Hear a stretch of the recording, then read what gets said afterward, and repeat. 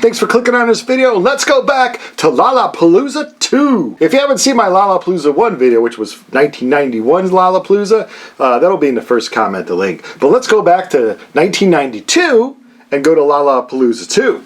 Now, let's set up the world events first, and then we'll get into my life, and then we'll get into the actual event of Lollapalooza. President Bush was soon to be beaten by Bill Clinton later on in 92, and then Bill Clinton would start his presidency in 93. The last great generation, I'd say, of pop culture was starting to leave. You know, the 80s were gone by now, 2 years, and people consider that a great generation of everything. And that was kind of fading out, and we were looking for what can the 90s be? What can this new set of 10 years be? We had LA riots happen in April to May. Lollapalooza for me was August 2nd, so kind of fresh in your mind what's going on, a little turmoil out there in LA. Officially, 92 was the end of the Cold War. Us and Russia would be friends again. That didn't last long. It's a crazy, crazy time. I've also written down Miss Carolyn Sapp was the first Miss American from Hawaii in 1992. Boy, our eyes were opening. We're open to anyone being Miss America, as long as they were hot and beautiful. Yeah, so in music-wise, one of the biggest songs was Baby Got Back. I'll Be There from Mariah Carey. And other Achy Breaky Heart was a big one. So even though we're going to be talking about some amazing, awesome bands from Lollapalooza 2, they're not hitting the charts per se yet. They have to take a back seat to Achy Breaky Heart. A little bit about me. In 1992, by the time August rolled around, I had turned 21. Woo! Spending a lot of my times legally now at clubs downtown Chicago, like 950, Crowbar, Exit, what would be another? Neo would be another great club I would be hanging out at, listening to a lot of alternative and industrial music then. Great times for me. I had joined the band The Boll Weevils in late 91. 92's coming around, and we're releasing our first 2 7-inches. So there was good time in the local punk rock scene for me. Having a great time going from, hey, we're just forming a band, to, oh, you're in the opening band. 92 comes around, we're starting to climb up, even headline some shows. People are learning the lyrics to our songs. Oblivion, that I had been in since 1988. 1992 saw us releasing the cassette tape, Think Tightrope Boob Job. Crazy name. We were crazy kids calling it weird, a weird cover art. This will come into play when I get to talk about Lollapalooza. So yeah, me personally, well, besides the fact that the girlfriend that I had at the time was an exchange student, she decided to stay back up in Toronto, and I was heartbroken in the Chicago area. Heartbroken. Dancing my little butt off at the clubs at night, drinking a little bit. And yeah, throughout the week I worked at UPS. Throughout the week I went to, I was finishing up the first 2 years at a community college. Looking forward to going to the big UIC University soon and all that. So I don't know exactly when they put tickets on sale. I'm going to say early 92. I doubt they had any of the lineup. It was probably like, are they going to get Nirvana? Should they get Pearl Jam? Stuff like that was probably the talk. We knew Jane's Addiction was no more back then, and they wouldn't be back for 92. But I bought a ticket. I bought a lawn seat this time, and let's see the total price. I'll put it up here too. $25.75 for the lawn seat. $25 for the lawn seat. I learned from Lollapalooza 1 why get, because it's an amphitheater, why get an actual seat when all the fun times is behind me in the lawn. So might as well just get a lawn seat. And if I wanted to, kind of sneak up as the show goes by. But I pretty much remember hanging out the lawn the whole time. So yeah, Lollapalooza, day comes around, it's a Sunday, did not have to worry about college or work. And I already told the bands, hey, don't plug a show on August 2, man.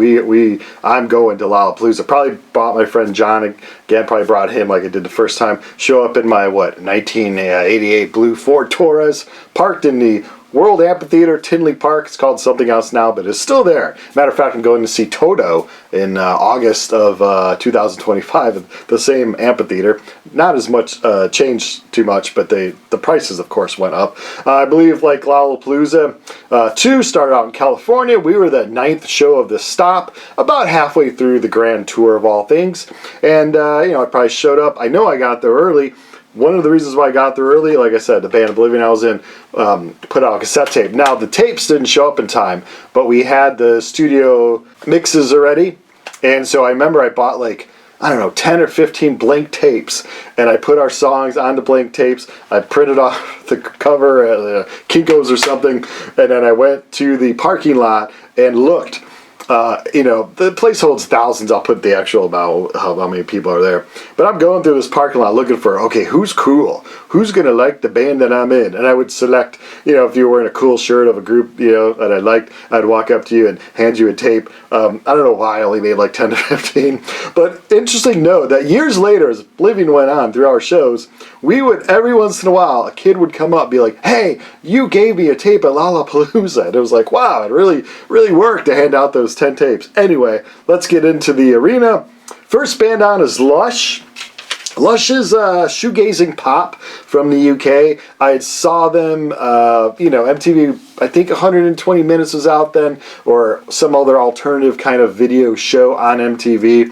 I'd seen Lush. I knew it was like a female-fronted band, dreamy pop stuff. I wasn't that hooked into them, especially around that time. I was into a little more harder music, but I figured I'm paying $25. Might as well go to the whole show. So yeah, I'm sure I enjoyed them from the lawn. I probably people watched as always. Probably was looking like, who's going to be my future girlfriend that will eventually dump me, but who's she going to be? Probably had a good time with Lush. Second band on, you might have heard of this band, Pearl Jam. They had put out 10 in 1991. And this is 10. When it came out, I bought it on cassette. So I've recently got a newer pressing of the vinyl. They put out 10 in 91. It was a slow burn. And I'll tell you why. Because the first song was like Even Flow. They put that out.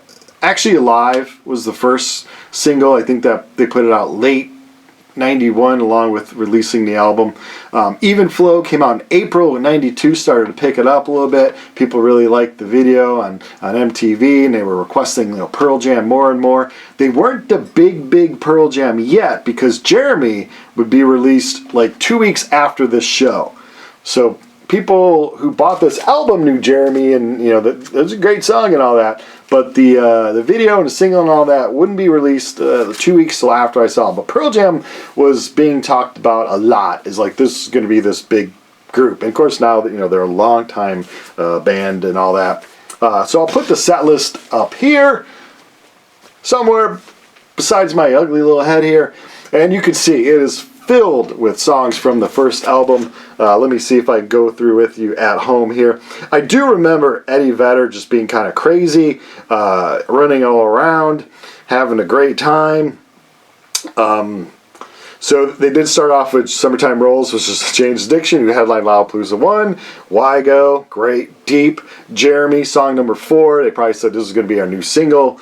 Even Flow, everyone knew that one. Sixth song is Alive, everyone knew that one. Black, it was one of my personal favorites from this album. I love that one. And Once, then Porch. I'm sure there was lots of pit action in the lawn and all that, and crowd surfing. I can't remember very much off the top of my head from Pearl Jam, other than the fact that there was a lot of hype, and this was pre them being humongous, of course, soon after they became humongous. And that's kind of a common theme for a lot of Lollapalooza too. I'm going to list some excellent, huge bands, but at the time they're playing Lollapalooza 2, they're like, coming up to go on to the top of the roller coaster, and then woo, soon they would just hit that roller coaster ride and become household names. Right now, a lot of these bands are well known within the alternative rock kind of community. The industrial, even the punk kids are hearing about these bands. They haven't hit pop culture community just yet, but they're pretty popular groups. People are pretty happy with the Pearl Jam. After Pearl Jam was Jesus and the Mary Chain, band from Scotland. They started around 83. So in 92, they're seen as like an older group on the lineup. I'm 21, so to me, anyone that's over like 24, 25 is old. You know how it goes, and you grow up and you're like, oh, that was stupid. Yeah, Jesus and Mary Chain, I knew them from, what was that, Head On is their big song. I didn't, at the time, I don't think I had any of their stuff. Probably had a few of their songs on a comp tape that friends would be like, hey, here's a mixtape. Probably included some Jesus Mary Chain. Since then, I bought this. This is from like 87, I believe. This is they're a great band. But to me, they never appealed greatly enough that I was going to go out and seek their stuff. But I was happy they were on the lineup. It was a good split between the two groups there. Well, Honey's Dead was the album that they just put out. So yeah, they were being played on all the alternative video shows within MTV's little world.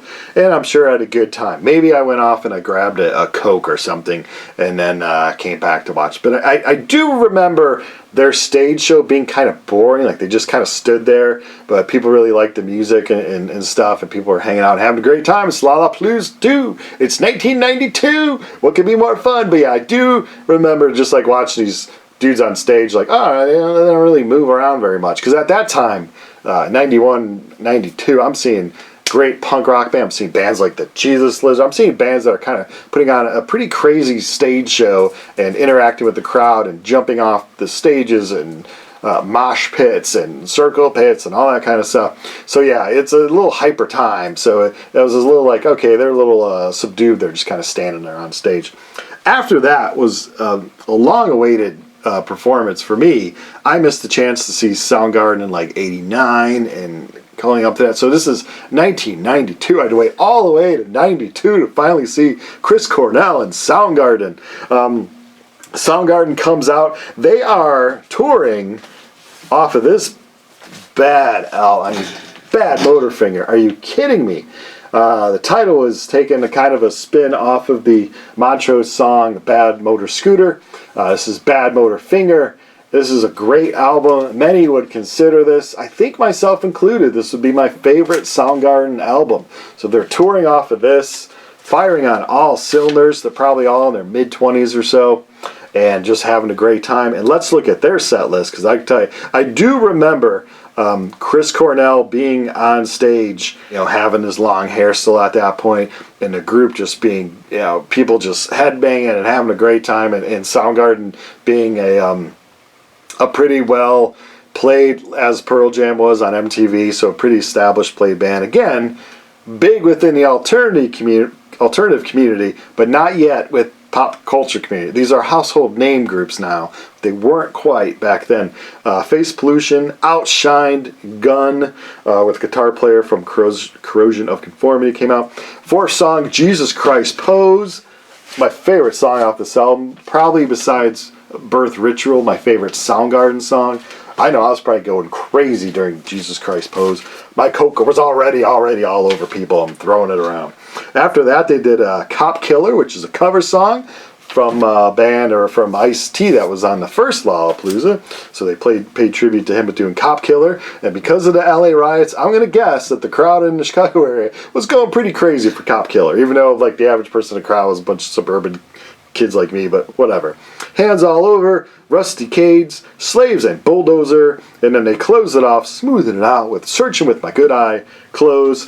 And yeah, I do remember this Chris moving around and the group being really loud and really great. Of course, this place isn't known. A lot of amphitheaters aren't known for having great sound, so I'm sure the sound wasn't all that great. But yeah, how cool is it to say you saw Soundgarden 1992 Lollapalooza promoting this record? After Soundgarden was Ice Cube. And I gotta tell you, with Ice Cube, at that time he had like 2 solo albums. The third would come out in the fall of '92. He was known, of course, for NWA, Straight Outta Compton. Pretty positive he did F the Police and people went crazy. I didn't know too much about Ice Cube. I heard of him. But for me, I knew this time slot. I'm almost 99% sure that this was when the Jim Rose Circus Sideshow was going to perform. So I hightailed it to the little second stage area. This is my shirt I bought from that event way back in August 1992. Jim Rose. Now this, I looked at his own website. You could see like what had happened that day. And it was a cloudy day with a high of 77. Started off in the mid 60s, so this is a good summer day. I mean, you're not hot, you're not sticky, you got cloud cover. I'm probably having a time of my life by this time. Jim Rose, I got there a little early because I remember the guys that were going to perform were kind of hanging off the side of the stage. We can kind of talk to them. So I talked to all of them, the majority of all of them. I remember talking to Mr. Lifto, which was the freakiest of the acts. He put like a coat hanger through the tip of his penis. It would hang things from the tip of his penis. Another guy, the Tube, who actually signed my shirt, you can barely see it anymore.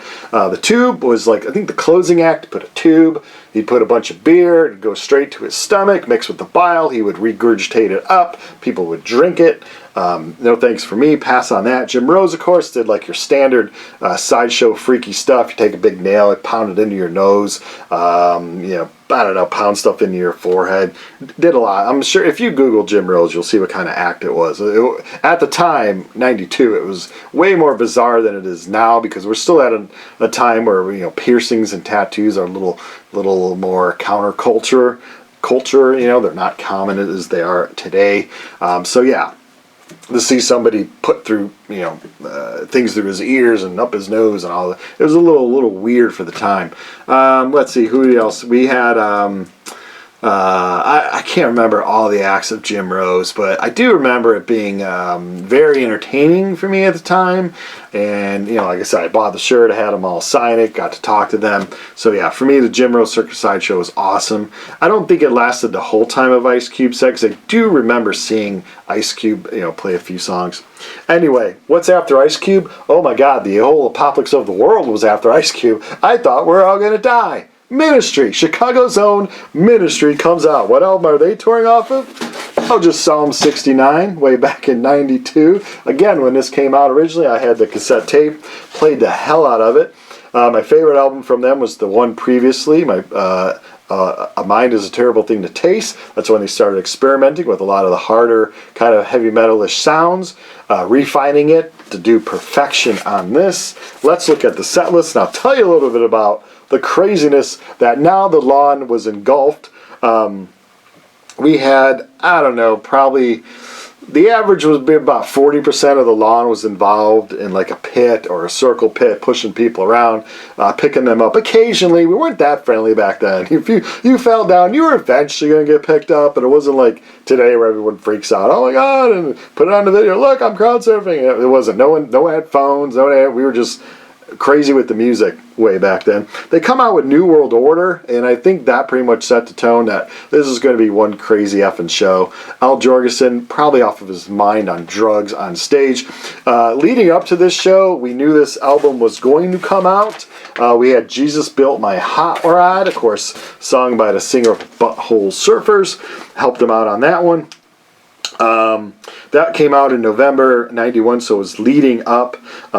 Psalm 69, this album proper would just drop, look at me using terms, drop in July. So just a month before Lollapalooza, this thing came out. Me and all my friends, we all bought this right when it came out. We were big into this band. Like I said, I was hitting the clubs. The later you stayed at the club, the harder the music kind of got, and they were playing Ministry and other bands like that. So yeah, I was prepared for it.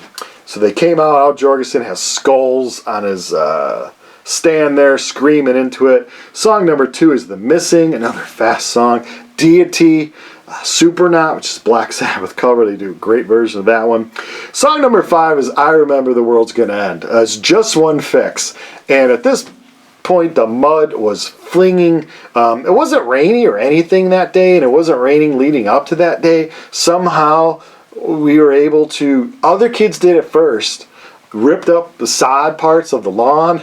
I was eagerly waiting for other people to do it first, and security focused on them, and then we all started throwing sod. Al Jorgensen seemed mad at it because it was crazy and chaotic, and he was probably thinking, hey, we're going to have to probably help pay for that.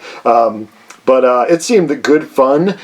We'd kind of had enough of security trying to come in and be in our area. The kids had claimed the lawn. The kids, I was 21 at the time, it was kind of kids.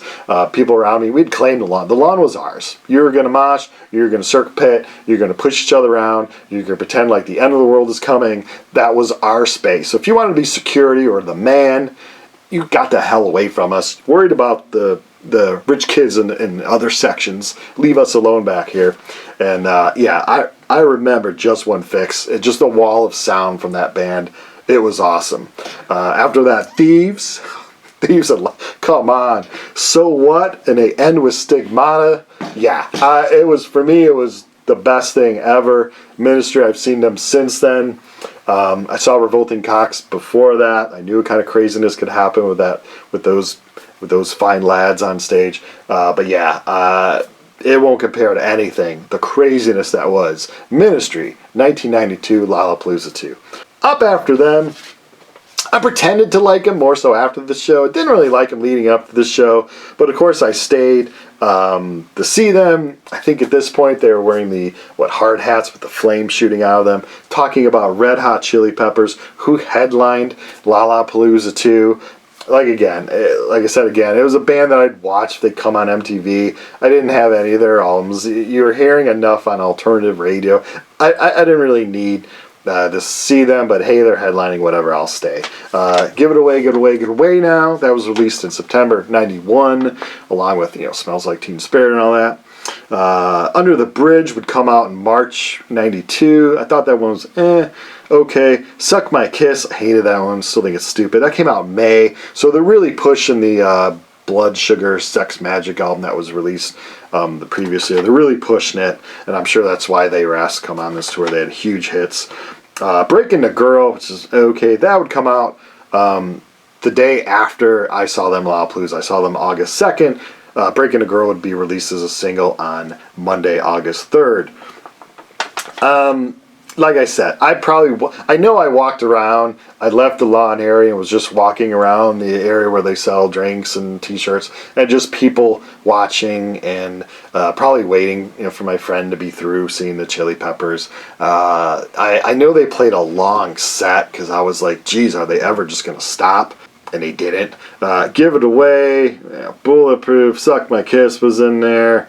If You Have to Ask, Stone Cold Bush, Blood Sugar Sex Magic, Under the Bridge. I think they did, total like 21 songs. I do recall them ending with Crosstown Traffic, because I thought that's kind of funny. We're going to be sitting in this parking lot forever, because the amphitheater, or whatever it's called now, sucks to get out of there. So yeah, you're going to be sitting there for a while. So yeah, and I know August I probably didn't have school, but I know I had work the next afternoon/evening, so I was like, whatever. I'll just get home really late and sleep in. But yeah, it was a good time. Lollapalooza 2, crazy lineup. I will do a Lollapalooza 3 sometime later this year. If you haven't seen Lollapalooza 1, check that out. But yeah, the main thing to remember about Lollapalooza 2, like I said, all these big bands were just on the verge of becoming the big bands they are now. They're all touring, like Pearl Jam's touring off its first album, Soundgarden's touring off their third album, so they're early in their careers. And I thought I'd show you this. This is a Lollapalooza 2 sampler. So this had one song from all 7 bands that are headlining this event. It's just a pretty cool CD sampler. It's got the crazy Lollapalooza art.